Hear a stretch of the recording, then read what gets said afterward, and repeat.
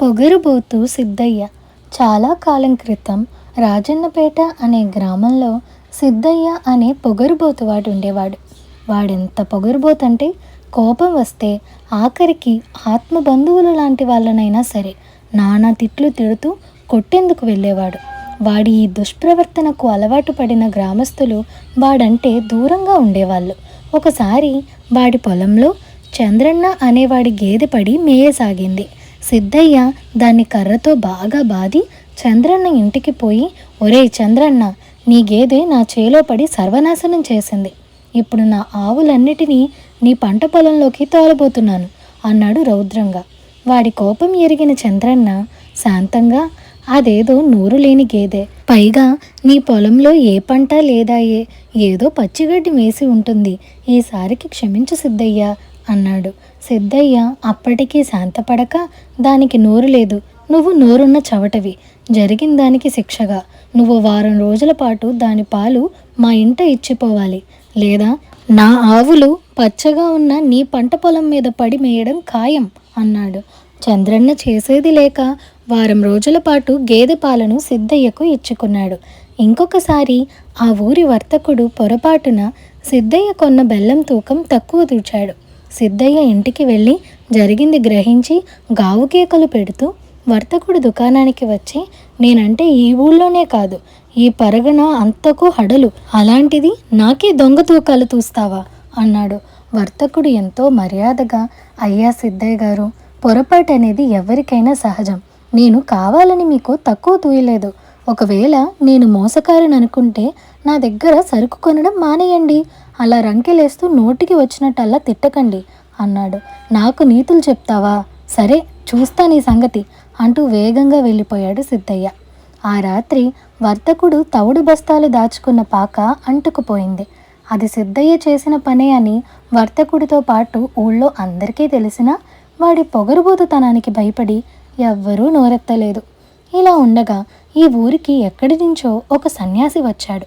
వారం తిరగకుండానే ఆ సన్యాసి గొప్ప మహిమలు కలవాడని ఊళ్ళో అందరికీ నమ్మకం కుదిరింది. ఆ కారణంగా ఆయనను వాళ్ళు రోజుకొకరింట భిక్షకు ఆహ్వానించసాగారు. ఇది చూసిన సిద్ధయ్య భార్యతో, ఊళ్ళో ఒక పూట తిండి గడవని వెధవలందరూ ఆ సన్యాసికి ఘనంగా భోజనాలు పెడుతున్నారు.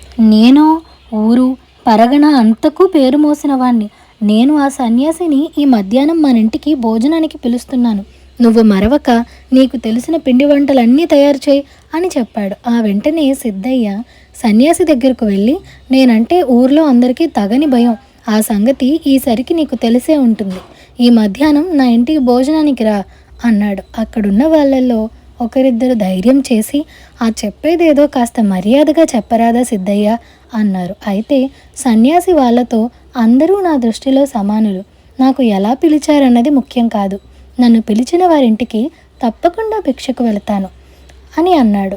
ఆహా, ఈ మతిమాలిన వెధవులకు బాగా చెప్పావు అని సిద్ధయ్య సన్యాసిని మెచ్చుకొని, నాకు ఏ పనైనా అనుకున్న వేళకు జరిగిపోవాల్సిందే, అందువల్ల సరిగ్గా 12 గంటలకు మా ఇంటికి రావాలి అని చెప్పి వెళ్ళిపోయాడు.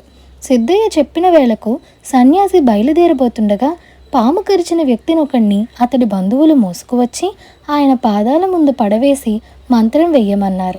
సన్యాసి వాళ్లతో, మంచి మనసుతో అందరికీ శుభం కోరుకోవడమే మంత్రం అని సంచిలోంచి విభూది తీసి పాము కాటు తిన్నవాడి నుదుటన పెట్టాడు. కొంతసేపటికి వాడు నిద్ర నుంచి లేచిన వాడిలా లేచి కూర్చున్నాడు. ఇది ముగిసి సన్యాసి సిద్ధయ్య ఇంటికి చేరుకునేసరికి 12 దాటింది. సిద్ధయ్య ఆయనకేసి పళ్ళు కొరుకుతూ చూసి, నాకు ఏ పనైనా అనుకున్న వేళకు జరిగిపోవలసిందే అని ముందే హెచ్చరించాను కూడా నిన్ను, నేను 12 గంటలకు భోజనం చేసేశాను, ఇప్పుడు 12:30, ఇక వెళ్ళు అన్నాడు. అతిథి నారాయణుడితో సమానం. భోజనానికి పిలిచిన అతిథి రాకుండానే భోజనం చేయడం గృహస్థుడు చేయకూడని పని. జరిగిందేదో జరిగింది, అతిథిని పొమ్మని మరింత పాపం కట్టుకోకు అన్నాడు సన్యాసి. ఇది విని రెచ్చిపోయిన సిద్ధయ్య, నాకే నీతులు చెబుతావా అంటూ సన్యాసి చెంప మీద గట్టిగా కొట్టాడు. ఇది చూసిన వాళ్ళు కోపం పట్టలేక మూకుమ్మడిగా పోయి సిద్ధయ్యను కొట్టబోయారు. అయితే సన్యాసి వాళ్ళను ఆగమని, మనిషికి పొగరుబోతుతనం ఉండకూడదు, ఇతడికి ఆ భగవంతుడే బుద్ధి చెప్తాడు, నా మీది గౌరవంతో అతన్ని వదిలేయండి అన్నాడు. సరిగ్గా సన్యాసిని కొట్టిన 6 నెలలకు సిద్ధయ్య కుడి చేతిలో చిన్న పొక్కు లేచి క్రమంగా పెద్దదై భరించలేనంత బాధ తయారైంది. పరీక్షించిన వైద్యులు అది రాచపుండని తేల్చారు. సిద్ధయ్య ఎన్నో వైద్యాలు చేయించినా పుండు మానలేదు. చివరకు వైద్యులు శస్త్రచికిత్స చేసి చెయ్యి తీసేయకపోతే మరెన్నాళ్ళో బతకవని సిద్ధయ్యకు చెప్పారు. ఇప్పుడు సిద్ధయ్యలో చావు భయం కొద్దీ కాస్త పశ్చాత్తాపం రేకెత్తింది. సన్యాసిని కొట్టినందువల్లే తనకి దుర్గతి ప్రాప్తించిందని వాడు గ్రహించాడు. అయితే ఇంతకాలంగా ఊరందరినీ హడలెత్తించిన తను శస్త్రచికిత్స చేయించుకొని మొండి చేత్తో తిరుగుతుంటే అందరూ హేళన చేస్తారని వాడికి బాధ కలిగింది. ఈ స్థితిలో సన్యాసి మరొకసారి ఆ ఊరు వచ్చి సిద్ధయ్యను గురించి వాకబు చేశాడు. వాడి దీనస్థితి తెలుసుకొని ఒంటరిగా వాణ్ణి చూడబోయి ఎంతో జాలితో దయగా, సిద్ధయ్య ఎలా ఉన్నావు అని అడిగాడు. సిద్ధయ్య ఒక్కసారి భోరుమని, స్వామి ఇలా ఉన్నాను, మీరో దేవుడో నన్ను కఠినంగా శిక్షించారు అంటూ సన్యాసి పాదాల మీద పడ్డాడు. సన్యాసి వాణ్ణి లేవనెత్తి, నాయన, నీలో పశ్చాత్తాపం కలిగినందుకు చాలా సంతోషంగా ఉంది. ఎవరో కాదు, నీ పొగరుబోతుతనమే నిన్ను శిక్షించింది.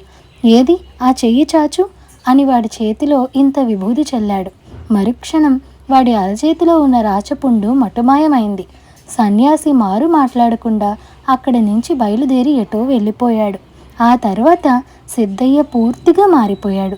క్రమంగా ఆ ఊరిలోనే కాక చుట్టుపట్ల కూడా వాడి వంటి సౌమ్యుడు, దయాగుణం కలవాడు లేడని పేరు తెచ్చుకున్నాడు. ఈ కథ మీకు నచ్చినట్లయితే like, share, subscribe to Priya stories Telugu. Thank you for watching.